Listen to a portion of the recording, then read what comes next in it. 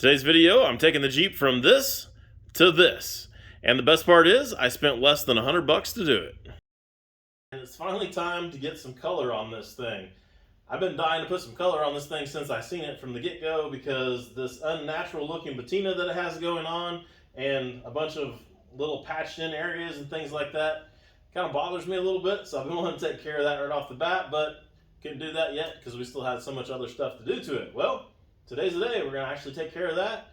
I'm going to show you guys the method that I use to be able to cover up something like this that's affordable, first of all, really easy to do, and has pretty good results from my experience anyways. I haven't actually tried this color yet before, so this is our color. This is a dark forest green, and it's from Rust-Oleum. It's out of their camouflage packages of camo paint that they have.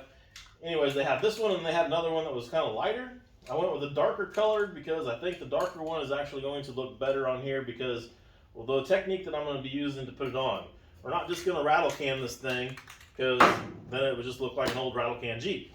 So the way I've got to be able to apply the paint is kind of like a dry brush type technique or something like that, I guess, if you will. I don't know, it's just something that I've kind of played around with and found that works for me, like I said. So you guys can watch, you can see how it goes for me, and then, I don't know, you guys want to try it yourself, you can, or tell me I'm retarded, whatever you want to do. I don't really care. Before I put the green on there, I'm going to put some of this on. This is a metallic rust is what it's called, or aged metallic, whatever. So it's from Rust-Oleum too, more rattle can stuff. I'm going to put this on in the spots that have like bare metal showing, you know, over here. Try to get a little bit of uniformity going on, kind of a general color altogether, I guess, if you will, before I go ahead and start putting on the green. So I'm going to lay some of this on there, and then we'll come back and we'll start playing with the green and this glove. So I guess it goes without saying that you should prep your surface before you get started, of course. And this is the amount of prep that I'm going to do on this thing. Not really much. I'm just going to try to get the dirt and dust kind of off of it so that we can make sure that we don't have any of that that's causing the paint to not stick, and then we're going to go from there. The texture of everything is actually going to work to our benefit here. The way that's going to work is once we start doing the dry brushing technique with the glove, the parts that are sticking out the highest will kind of get covered up, and then the parts down in the lower spots won't get covered as much, and it'll let that rust kind of pop up and come off of there a little bit. So anything that's got any little bit of texture there will actually have different colors coming through. So that'll actually work out and be pretty nice. Speaking of which, I decided, since this stuff was so smooth right here, we ground this all down, this is a new piece of plate and everything, I decided to go ahead and grab some of this splatter paint. This is a stone material brown. It's the stuff that has a little texture-y stuff in it. I'm going to throw some of that on here first, just to give this a little bit more texture so that it kind of matches the rest of the body. Otherwise, we're going to have a weird looking spot here regardless. Might have one anyways, but this will help a little bit.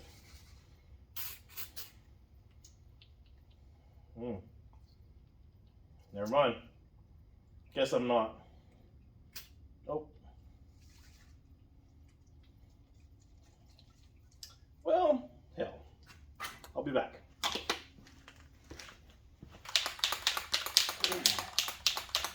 All right, take two. We've got some hammered looking paint now instead of the textured stuff, because I'm just trying to use what I've got laying around here. I don't want to have to go buy a whole can just to spray a couple of spots here. Doesn't make sense. So hopefully this will give us a little bit of texture here, and we can go from there. It actually sprays, so that's a plus.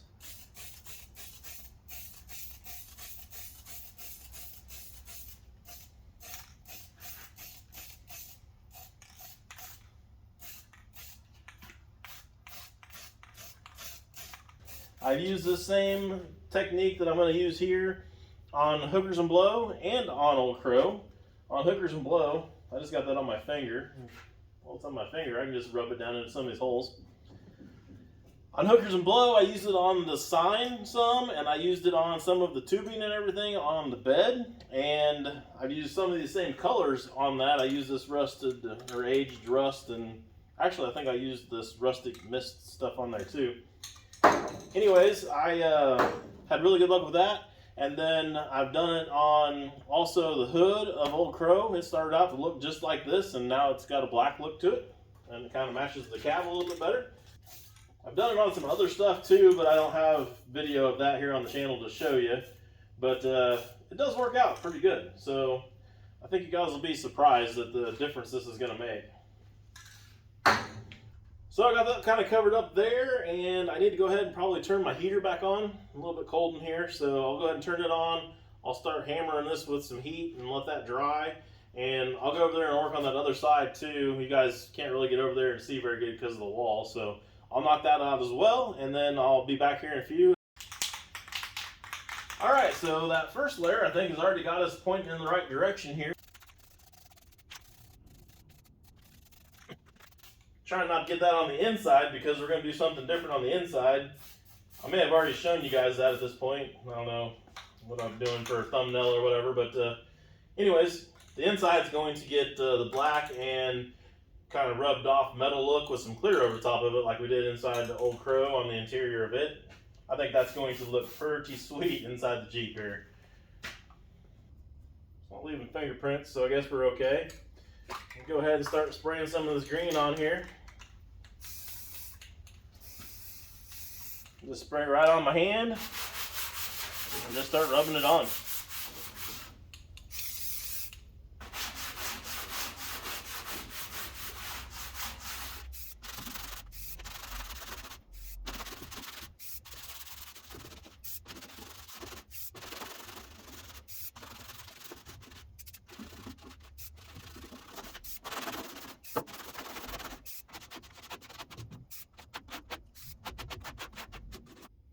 So this is far from a fast application. I mean, it'd be way faster just to shoot it on there right out of the can.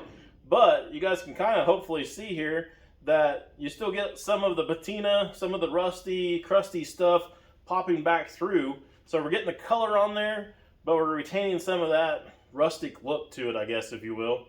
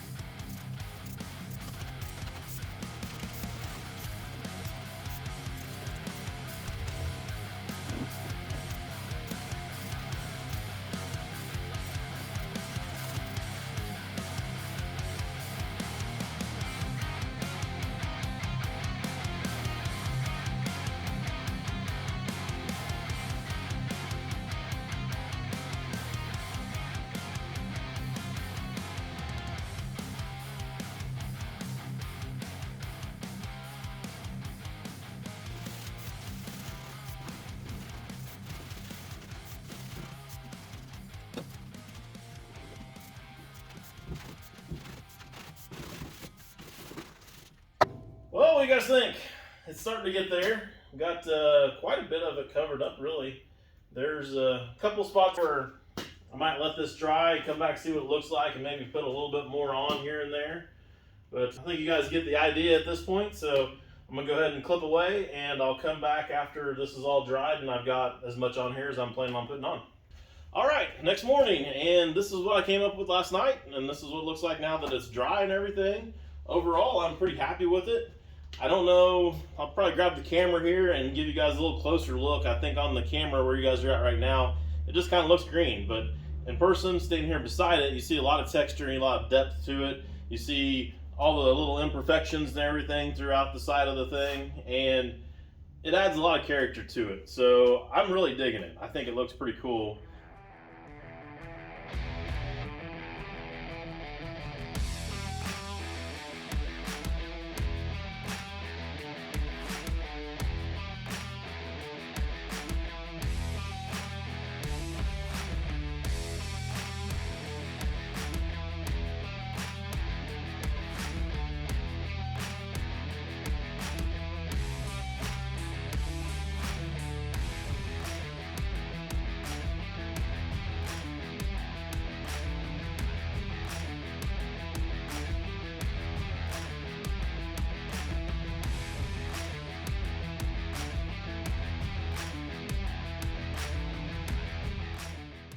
I am ready to start putting some color down. I am going to start this process just like I did with Old Crow, with putting down some black primer on there, and then we'll scuff that off. But we're going to change it up a little bit after that. So talk more about that here in a second, but for now, let's go ahead and get started, put some black on. I got enough green goobers coming out of my nose, I don't need black ones too.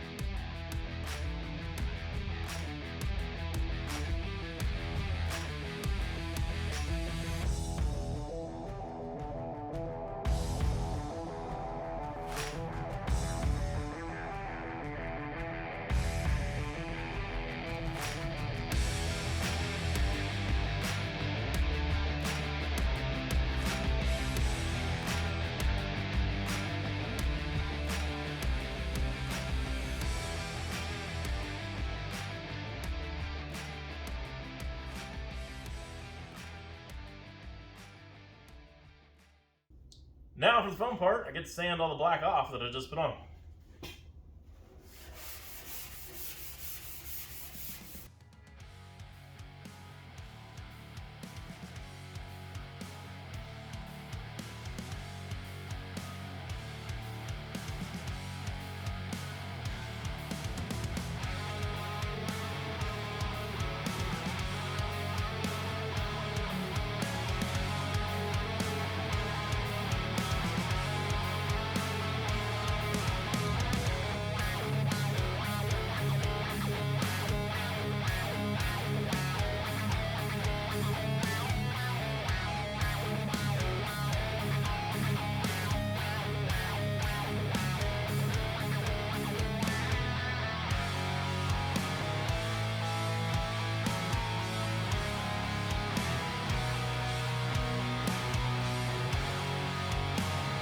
Well, the sanding part is done finally. I'm happy that's over with. I washed my face, but looks like I've still got some dirt on me.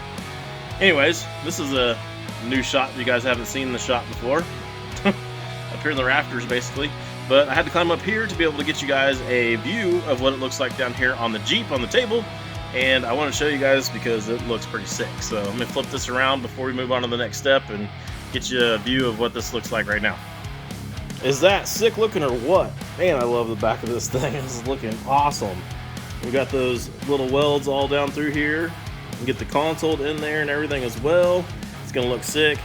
Got the ring light up there so you can't really see on the dash very good there, but we've got some stuff rubbed through on the dash too. And I've got the seats and stuff over there as well. And get that stuff cleared at the same time we're clearing this. So yeah, that's the step that we're at now. I am going to put some automotive clear on here. I'm actually going to use a gun now for this. I think that's maybe the first time I've actually used a spray gun on the channel for like, I don't know, umpteen million years now. Just rattle canned everything. I can actually use a gun though. It's actually one of the only things that I'm actually technically trained in is auto body. So I feel pretty comfortable with the gun in my hand, not a big deal. So I'm going to mix up some clear and we're going to put it in the gun and we're going to shoot this whole inside of the Jeep with regular automotive clear. And I want to do that because the regular automotive clear is going to be a lot better scenario for like UV protection and that sort of thing. And since this doesn't have a top, doesn't have doors or anything to protect any of this, I think if we just sprayed regular rattle can in here, it's not going to last very long. But we put the automotive clear down on there and it's going to last just as long as a normal paint job on a regular car. So not going to be a big deal then at that point, I don't think. And I'm excited to get it done because I think this is going to look even sicker with some clear on it. Oh yeah, while I'm up here, I do have Old Crow all covered up so we don't get any clear all over him. And I've got the chassis sitting back there for the Jeep. It's actually already all painted and cleaned up and starting to put back together. It's a roller pretty much right now, and real soon, as we get this here clear done, get the body done over here, we'll be able to mate the two back together. We'll be able to get a view of what this thing's going to look like when it's all said and done. All right, let's get this party started here. So for some clear, I'm just shooting some Nason 2K clear, nothing special. And I've also got an activator that's a medium temp activator. Really wish I had something that was a little bit more suited for this cold temperature that we've got in the shop here, but I've had the heater running for quite a little bit, so it's not like freezing cold in here, but one that was for a cold temperature would be a little bit better. But that's what we've got, so that's what we're going to use. That's what they had at O'Reilly's. I bought this at O'Reilly's. The price at O'Reilly's isn't too bad. If you guys are looking for some stuff, you might check them out. They didn't pay for any of this or give me any deals on it. I got a little bit of a deal, I guess. I've got a business account there through our car lot, but that's the extent of it, and that only amounts to a couple bucks, so not really all that much. I do have my paint gun here. It's old, reliable Ingersoll Ram. I've had this thing for, I'm going to say close to 12, 15 years, something like that. And yes, I know it's not a high-end gun or anything like that, but it does do a really, really good job. I'm extremely happy with it. So the mix on this is 4-to-1, I believe. Let me double check that. It's usually what it is. Yep, hasn't changed. 4-to-1, so I'm using these disposable cups. They've got a little gauge here on the side of them, so I can see exactly where I'm at here. I'm gonna run it to the 10 mark. About 10 ounces right there. And then, actually I'm gonna go a little farther than that. I'm gonna go 12. That'll make it easier for me to do the math.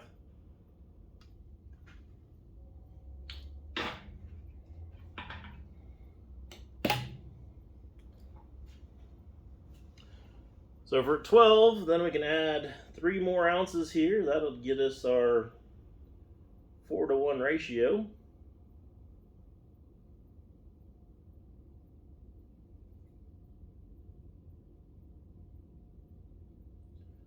Voila. That gets us about a half a cup of clear right there. That'll give us a good start. When you're doing something like this, the first coat's gonna have to be like really, really thin.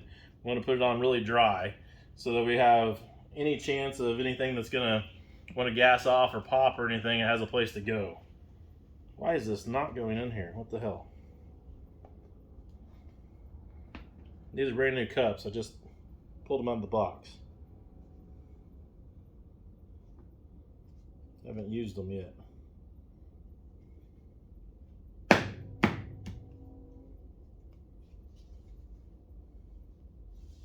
It's not normally that hard to get in there, but it's in there, so I guess we're okay. And it stayed on, so just making sure I didn't push the cup in with it. All right.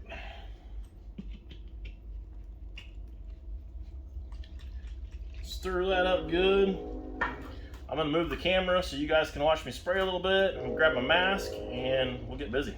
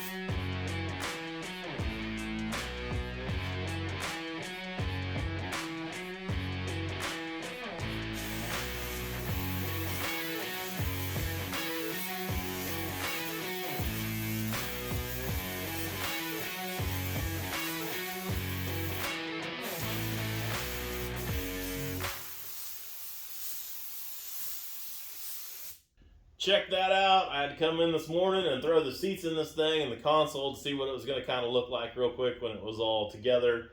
And this thing is killer. I'm totally digging it.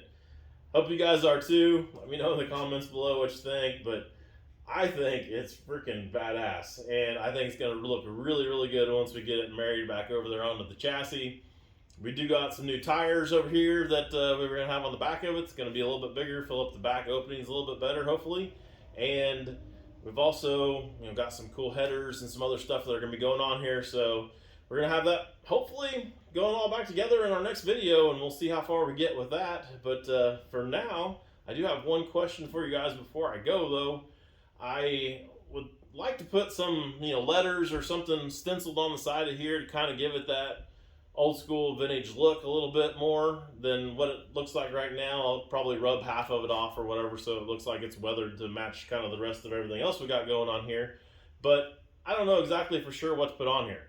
So if any of you guys are knowledgeable on that and kind of know what should be where and what it should say or do or whatever, let me know in the comments below. I know just from like quick Google search and stuff that a lot of times there's stuff on the hood and everything up here which we don't have, so can't do that, but there should be something we can put on the back of it here. So I just don't have time to spend who knows how many hours trying to figure out exactly what would be correct and kind of right to be on here, and probably one of you guys already know. So I'm gonna take advantage of you guys being here and watching. So yeah, I guess that's kind of where we're at on today's video. And if you guys like to see more videos on the Jeep, I'll go ahead and put you guys a link to the playlist up here for that.